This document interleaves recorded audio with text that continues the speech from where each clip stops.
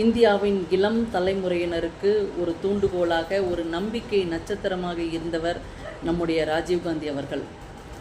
காரணம், தன்னுடைய இளம் வயதிலேயே பிரதமர் பதவியை ஏற்றாலும் கூட இந்தியாவை 21ஆம் நூற்றாண்டிற்கு கொண்டு செல்ல வேண்டும் என்ற தெளிவான சிந்தனையுடன் பல்வேறு நல்ல திட்டங்களை இந்தியாவிற்காக தீட்டிக் கொடுத்தவர் நம்முடைய ராஜீவ்காந்தி அவர்கள். அவற்றுள் முக்கியமானது கணனி மற்றும் தகவல் தொழில்நுட்பத்துறை. இந்தியா இன்றைக்கு தகவல் தொழில்நுட்பத்துறையில் இந்த அளவுக்கு முன்னேறி இருப்பதற்கு அடித்தளம் வித்திட்டவர் நம்முடைய பாரத ரத்னா ராஜீவ்காந்தி அவர்கள்.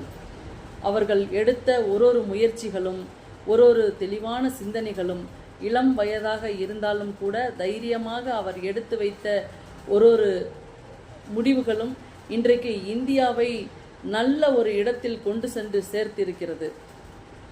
அதே போல் பார்த்தீர்களே ஆனால் பஞ்சாயத்து ராஜ், கிராமப்புறத்தில் இருக்கக்கூடிய மக்களும் அரசியலை பற்றி அறிந்து கொள்ள வேண்டும், அவர்களும் ஆட்சிக்கு வர வேண்டும் என்பதற்காக பஞ்சாயத்து ராஜ் என்ற ஒன்றை கையில் எடுத்து தெளிவான அரசியல் சிந்தனையுடன் மக்களிடத்தில் அரசியலை கொண்டு போய் சேர்த்தவர் நம்முடைய ராஜீவ்காந்தி அவர்கள்.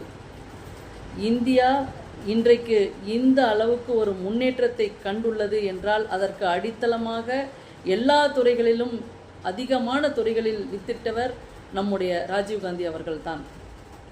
அதே போன்று உலக நாடுகளிலும் இந்தியாவுடன் நல்லுறவை ஏற்படுத்தி அவற்றுள் பல்வேறு நல்ல செயல்களை இந்தியாவிற்கு கொண்டு வந்த பெருமை ராஜீவ்காந்தியே சாரும்.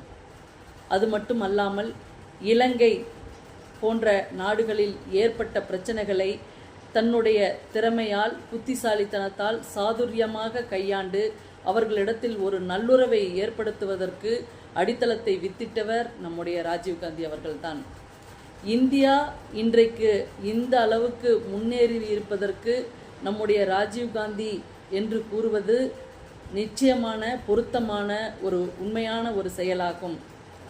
அதனால் அவரை நாம் என்றும் நினைவில் கொள்ள வேண்டும், அவரை என்றும் நாம் மறக்காமல் இருக்க வேண்டும்.